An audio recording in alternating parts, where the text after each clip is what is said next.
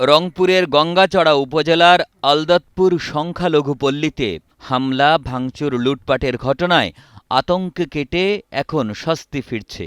নিজ বাড়িতে ফিরেছেন ক্ষতিগ্রস্তরা। প্রশাসনের পক্ষ থেকে ঘরবাড়ি মেরামত করে দেওয়া হয়েছে। ধর্মীয় অবমাননাকে কেন্দ্র করে বেতগাড়ি ইউনিয়নের আলদতপুরে সম্প্রতি হামলার ঘটনা ঘটে। প্রশাসনের পক্ষ থেকে টিন, চাল, ডাল, শুকনো খাবার সরবরাহ করা হয়েছে। এছাড়া নির্মাণ করে দেয়া হয়েছে টিনের ঘর।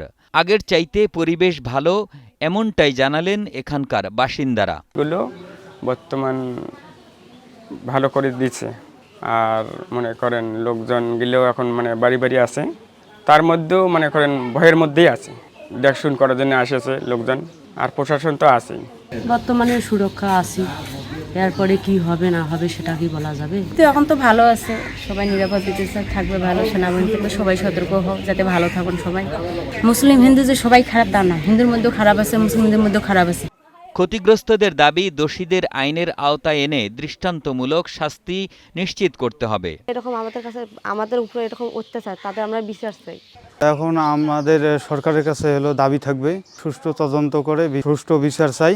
এখন মামলা একটা দাঁড় করাছি, এবং সেখানে সেনাবাহিনী অথবা পুলিশ বাহিনীরা আসামি চিহ্নিত করতেছে।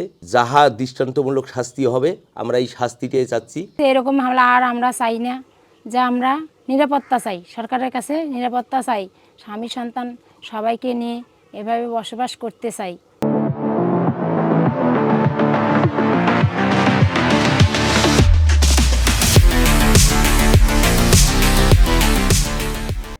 এ ঘটনায় গঙ্গাচড়া মডেল থানার ওসি জানান, পরিস্থিতি স্বাভাবিক রয়েছে। দোষীদের চিহ্নিত সহ গ্রেপ্তার প্রক্রিয়া চলমান রয়েছে। পরিবার এখন তারা বাড়িতে বসবাস করতেছে শান্তিপূর্ণভাবে। আমার সংশ্লিষ্ট এলাকা যথেষ্ট সেনা সদস্য, পুলিশ সদস্য সহ বিভিন্ন আইনশৃঙ্খলা বাহিনীর সদস্যরা টহল জোরদার আছে। বর্তমান শান্তিপূর্ণ অবস্থা বিরাজ করছে, জনজীবন স্বাভাবিক আছে, কোনো হুমকি নেই। আমরা সংশ্লিষ্ট ঘটনায় এ পর্যন্ত 5 জনকে গ্রেপ্তার করতে সক্ষম হয়েছি। আমাদের শনাক্তকরণ এবং গ্রেপ্তার অভিযান অব্যাহত আছে। ক্ষতিগ্রস্তদের নিরাপত্তা সহ সব বিষয়ে সহযোগিতা করা হবে, এমনটাই জানিয়েছে গঙ্গাচড়া উপজেলা প্রশাসন। কথা বলে যে পর্যন্ত নিরাপত্তা ব্যবস্থা বজায় রাখার বিষয়ে নির্দেশনা থাকে, সেইভাবেই নিরাপত্তা ব্যবস্থা নিশ্চিত করা হবে। 2 উপজেলার কোঅর্ডিনেশনের মাধ্যমে তাদেরকে চিহ্নিত করার কার্যক্রম চলমান রয়েছে এবং অনেক দূর অগ্রগতি হয়েছে। এ ঘটনায় ক্ষতিগ্রস্তদের পক্ষ থেকে রবীন্দ্রনাথ রায় বাদী হয়ে 1200 জনকে আসামি করে মামলা করেন। এছাড়া গত 30 জুলাই যৌথ বাহিনী 5 জনকে আটক করেছে।